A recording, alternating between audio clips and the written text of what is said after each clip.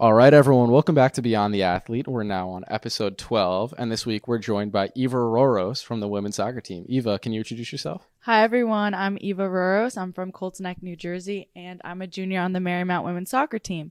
I'm currently studying psychology with a business minor, and my dream is to go to law school, but I've been back and forth between law and speech pathology, but I would say my goal is to be a lawyer. So can we talk about that a little bit? What makes you interested in that field specifically, in law or speech pathology? Yeah, sure. Thank you again for having me on the podcast. I really appreciate this opportunity. But back to your question. So law, I want to say around this time last year, I was thinking about my career and what I would actually enjoy doing in my future. And I was thinking about myself and like my best traits and like my attitude towards different things. And I was thinking like, I really like to fight for people. I like to stand up for others, and I enjoy to read and write. So I was thinking maybe law is something I could pursue in my future. I want to help other people, things like that. But again, with speech pathology, that's also helping other people. I was thinking about working with kids in like a school or something like that. But then like I was really thinking long and hard about it, and I was like, it would be pretty cool for me to be a lawyer, and it's just a goal of mine in the future. Is there any specific field of law that you are interested in or want to pursue? So at first I was thinking divorce law, which is, I know there's some like negative energy with that, but like I was thinking that because there's always going to be a need for a divorce lawyer. But I was also thinking, since I am involved with sports, I love watching football. I'm really into sports. I was thinking something with contracts for the NFL. But that's really it. I'm not really sure yet, but those two topics for sure I've been interested in. And is law school something you'd pursue locally, or would you want to go elsewhere for that? I would say somewhere else. Like I said, I'm from New Jersey. I love Jersey. So I would say maybe somewhere at home, maybe Rutgers Law. They have a really good program, but I'm not really sure yet. I'm just kind of going with wherever my path leads to, And do you see yourself wanting to work there once you finally have that law degree? Yes. So staying in New Jersey? Yes. I mean, I would love to travel around the world and like visit some new places and have that opportunity. But I am a Jersey Shore girl. I love the shore. So yeah. So mentioning that, what brought you down here to Marymount? What enticed you to come to school in DC? Yeah, that's okay. I have a kind of a funny story. So, my aunt actually went to Marymount, and when I was being recruited when I was in like high school, my mom was like, "Why don't you reach out to Marymount? Your aunt went there." And I was like, "You know what, Mom? Like, no, Mom, I'll figure it out. Like, I'm not going to go to Marymount. Never heard of that place." And she was like, "No, Eva, look at it." I'm like, "All right, Mom." So I reached out to the coach, and she watched my games, whatever, and I came on a visit, and I was like, wow, like I love this school. And everyone's always like, you'll get that feeling once you're at the right school, whatever. And I got that feeling when I stepped onto this campus and when I went to visit Longbridge. So I was like, wow, like I really love Marymount. But I was between this school, Marymount, and DeSales. DeSales is a smaller school in Pennsylvania, but this is just the right fit for me. Small classes. And it's a great environment. The location, DC is right like 15 minutes away. Boston's so nice. So it was a great fit for me, and it's not too far away. I can drive home whenever I want. So it's a perfect fit for me, honestly. And you mentioned being a part of the soccer team was a big recruiting push as well. Oh, yes. Yeah. Is there anyone on the team when you were coming in and a freshman that really drew you in? So my visit, I can't remember who exactly was there, but Taylor Memon, she graduated, I think 2 years ago. But she was very friendly, very kind, very welcoming. She pretty much told me a lot about the women's soccer team and told me how much of a family the girls are, and that really drew me to the school. And I can still say to this day that we are one big family, and it's like my home away from home. I love everyone here. They're my girls. Yeah, it's a great environment, great team environment.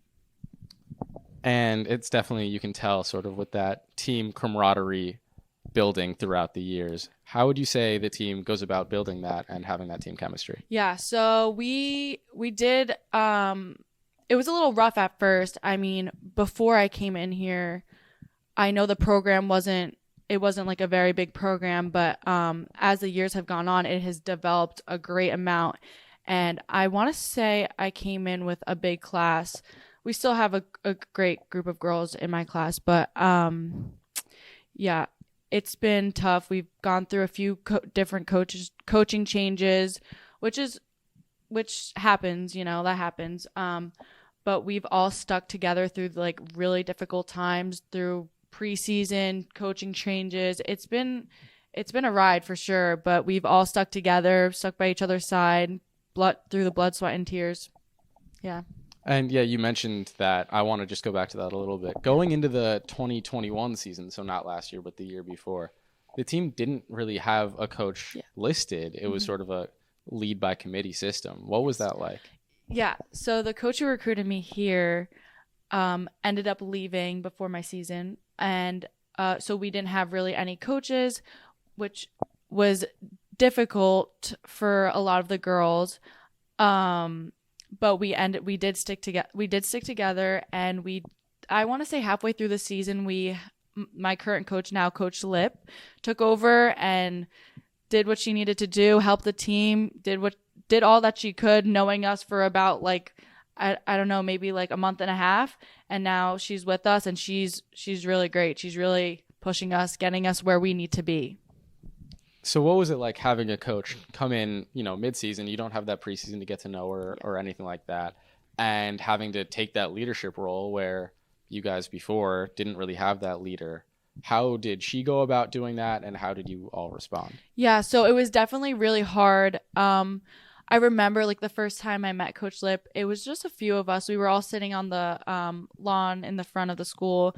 We were all chatting, and it was definitely hard for me to like open up and like try to get to know a new coach like right off the bat. Like I didn't know her coaching style. I didn't know how she coached and stuff. But over time, like I opened up, the team opened up, and it was like a really great thing for I think a lot of the girls, because now we all have one goal and we all know what how our coach like wants us to be. Like there's a really big emphasis on fitness this year. And I mean, that's always an emphasis for your sport, especially soccer. But I definitely think that this is going to be a great season with Coach Lip. She is pushing us. She's doing a really great job. And last year, the way the season ended was actually on a pretty high note. This team got their first postseason win since the early 90s, really. The first time in Atlantic East Conference history, upsetting Centenary on the road. Can you talk about that? Oh, yes. Wow. So we played Centenary, and we were down 1-0 in the first half. And in the second half, we came back 5-1. Shout out to Eliza Diggs, freshman, scoring a hat trick. That was a big moment for her and the team. I mean,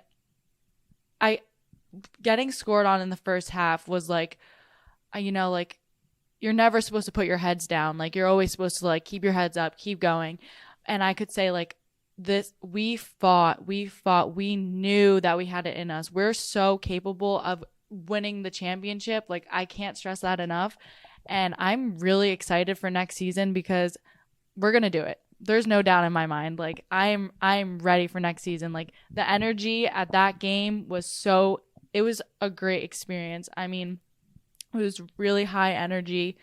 Like everyone left everything on the field. Like it was a really great game. It was. So what do you think the big difference was between the first half and the second half?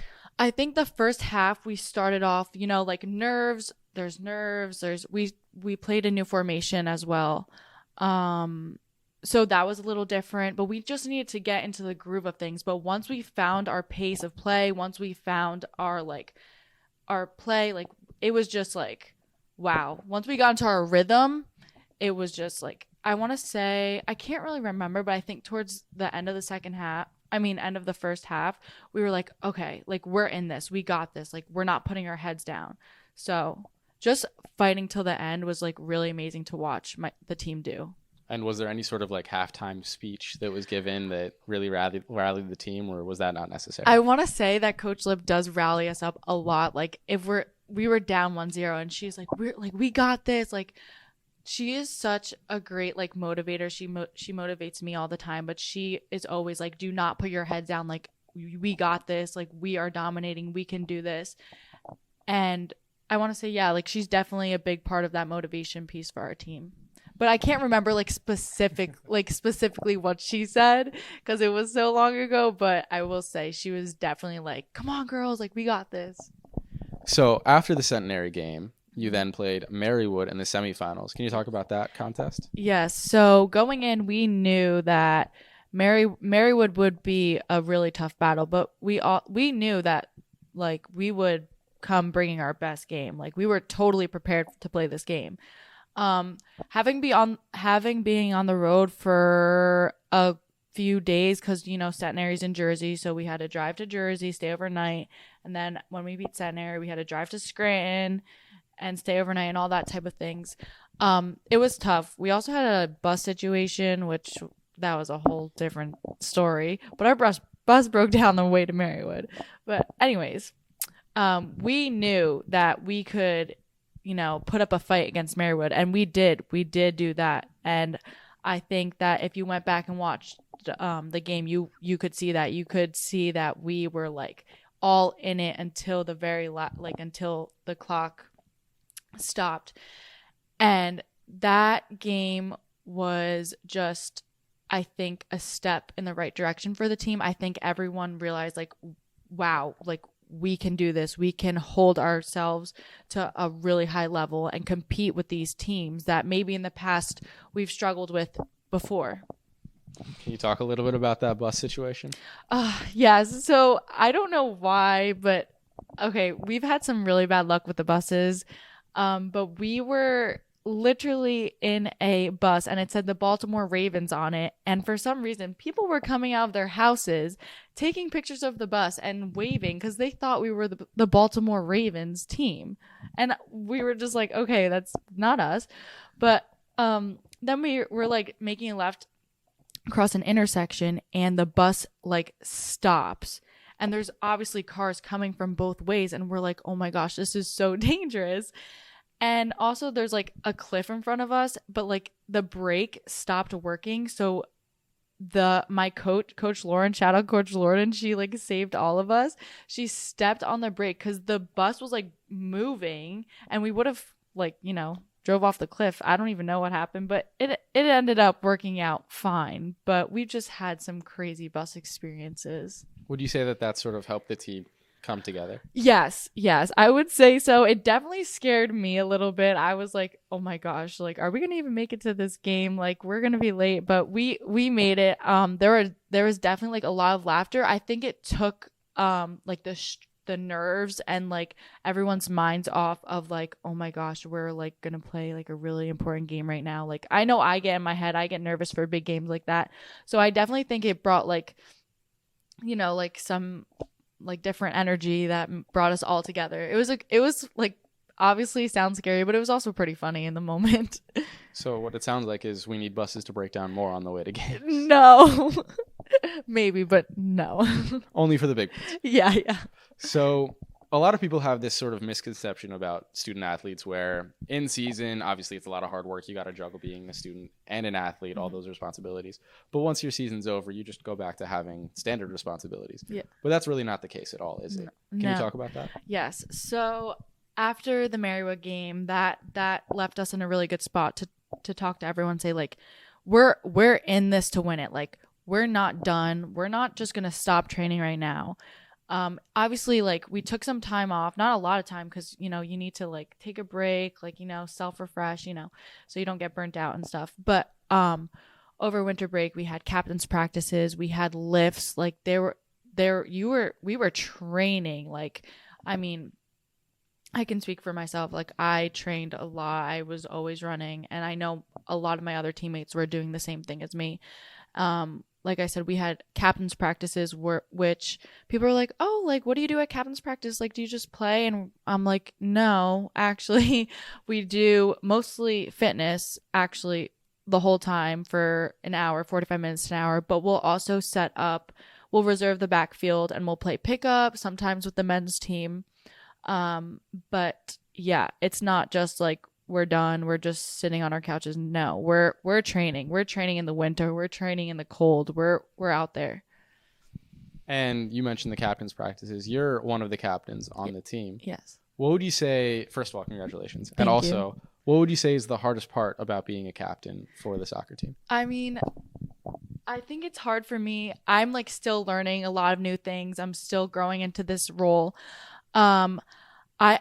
I want to bring everyone together, and I want everyone to be on the same page, which we're all on the same page, but I want that extra level. Like I want to bring this team to like a different mindset. Like I want everyone to understand like we can do this. Like it's not like maybe we can do this. Like no, we can do this. And I want to bring this team to that level. I want to bring everyone's confidence up to where we're saying, yes, we're taking this home. Like this win is our win. Yeah. How would you describe your leadership style? Would you say you're more like you try to be friendly with them, or do you sort of put your foot down when it's necessary? Yeah, so I would say depending on who I'm talking to, like there's girls like I know I have to give constructive criticism in different ways. Like I can't, first of all, negative criticism is never the right way to go. You can't ever yell at your teammates and be rude to them. Like that is just, well, for me, I know mentally that's not how I learn and how I grow. So I will never treat my teammates like that. But if there's a situation where I need to put my foot down, I will. But if not, like, you know, you talk to them, you have a conversation with them, you know, you don't just like yell at them. But I would say like I'm friendly, but I also have that like constructive criticisms like side in me. Like I'm not afraid to have a serious conversation with you. But then I have that side of me where I like to joke around and have some fun. And can you just talk through basically a day's schedule being a student athlete, both in the season and also in the off season, like today? Yeah. So preseason, we start, I think, like middle of August. So for 2 weeks, we don't have classes. So it's double practices and lift for 2 weeks until classes start. And that's like, you'll be very tired. Those 2 weeks, you'll be very tired. And plus it's always hot out. But, in season, we have practice from 3 to 5. So I'll normally have classes before that, like early morning and mid-afternoon, and then practice 3 to 5. And sometimes people even have nighttime classes after that. And as far as out of season, like right now, we have lifts. Well, we're in our spring season right now, but in the winter we'll have lifts, and we'll have our regular class schedule, whatever that may be. Like I have class right now. I have an 8 a.m. I have a class at 2 o'clock, whatever that may be. But it's definitely lighter. It's definitely a lighter load in the spring. But that's where you need to train. That's where you need to be. And so what's the hardest part about juggling that schedule along with trying to succeed academically? Yeah, so in the fall, I would say it is definitely a little bit more difficult because you have literally a packed schedule all the time, especially if you try to balance a job. Like I know some girls on our team work at Chipotle, or like even I babysit. That's definitely a little tough, but it's manageable. Like you'll get through it. I will say there's study hall. There are opportunities for you to, you know, get your academics done. And like I mentioned earlier, how we were on the road for a few days when we played Centenary and Marywood. Coach Lip actually like had us sit down and do our Zoom classes, or if whatever our teachers had us do, she made sure that we were on top of our schoolwork, and that is very important for our team and our culture, and especially our coach. She holds us at a high standard with academics, as any team should be. But it's definitely easier to balance in the spring, but there are a lot of opportunities for you to get your work done, and they help you along the way. So it could be stressful, but like in the end, it all works out, and everyone's here to support you, which is really, really great. How would you say are some of the ways that you manage that stress? So I like to like go on walks. Sometimes I like to read, or like just take time to myself. If it's nice outside, just to sit on the rooftop at the Rixie, maybe like get some coffee. I like to journal sometimes, which is fun, or just like go out to dinner with like my roommates or a few of my teammates, which is nice. Are there any books or genres in particular that you tend to go back to? No. So I like reading Colleen Hoover books. I don't know if you heard of her books, but they're like romance. But I also like to read poems. I just got this new book. It's called Pillow Talks. It's like it's a book about poems and stuff. I also know I have this book called She the Confident, which is surrounding like athletes' mental health and how they go through things. So in the season, if I'm like struggling with something, I'll go back to that book and like read over that book. Do you have any favorite professors at Marymount? Yes, actually, Professor Carson. She's a history professor. She is literally my favorite person in this world. She's actually like so supportive. I talked to her about law before, when I was like deciding if that's something I was interested in, and she was like, yes, Eva, like I can so see you being a lawyer. If you need any help, like please reach out to me. But she is great. She is like literally my favorite professor. Anyone on my team knows this, because I would always be like, oh, Professor Carson. And there's a girl on my team named Carson, and so people would be like, why are you calling Carson your professor? And I was like, no, she's like Professor Carson is actually a real person. But she's great. She's a really great professor, always supporting me, always supports everyone in the classroom. So yeah. What was the first class you had with her? It was a history class. I forget the name of it. It was like 2 years ago, but it was really interesting. And since then, you try to sort of seek out those classes? Yes. I mean, I love history. I love being in DC, so that is something that I am interested in. I wouldn't say like, like I read history books for fun, but I think history is interesting. Are there any things outside of school and athletics or soccer that you get engaged in, either on campus or outside of that? Yeah, so I am a senator in student government for the class of 2024. That was really fun. Like I said earlier, I like to speak up for people. I like to be that voice. I like to be that person that people can go to if they ever need anything. So that I took part in student government this year. I'm also involved with SAC, which is another way to like get my voice out there, like talk about like different things with the athletes. And that's super fun. I love SAC. I love being a part of SAC, as well as the Student Leadership Academy. I was a part of that last semester, which was also really fun, which helped me develop my leadership skills even more and grow as a leader. That was a really good program. We took like a survey to test like our leadership roles, and I can't remember exactly what I got, but that definitely helped me like as I'm going through this process right now. Is that something you'd recommend other people to do? Oh yes 100%. Even if like if you're like not sure how to be a leader, or you're not sure like how to go about taking this new role, I would say that is something that you should look into, because it certainly helped me, and I'm sure it helped other people that were a part of that program. How would someone who's interested get involved? I'm not sure if I think they're going to do it next year. I'm not really sure, but you apply for it on a Google survey. I received an email last summer about it, and I just applied for it. You had to get a letter of recommendation from your coach. And you just you answer a few questions about leadership and like your style and different types of things. I don't know if it's going to be the same for this year, but that's what I did. And, you apply, and then they review your application, and then you're in or you're not. And you also mentioned you're involved in SAC, and Yes. with this being D3 week currently going on, can you talk about sort of, first of all, what are some of the things that SAC is doing for this D3 week? Yeah. And also what you're most excited for? Yes. So D3 week is, awareness for Division III athletes and, just having like opportunities for people to like learn more about us and who we are. And on Thursday, I believe it's Thursday, there's a dodgeball tournament, which I'm really excited about. I don't know if it's Thursday. Do you know if it's Thursday? You don't know. Okay. But I'm excited for the dodgeball tournament. Yeah. Now, one more little fact that I recently found out about is that you and I actually have something in common. Yes, I don't we know do. if you know this. Yes. We both share a birthday, which is coming up this Saturday. Yes, birthday twins. On April 15th. Do you have any plans for that?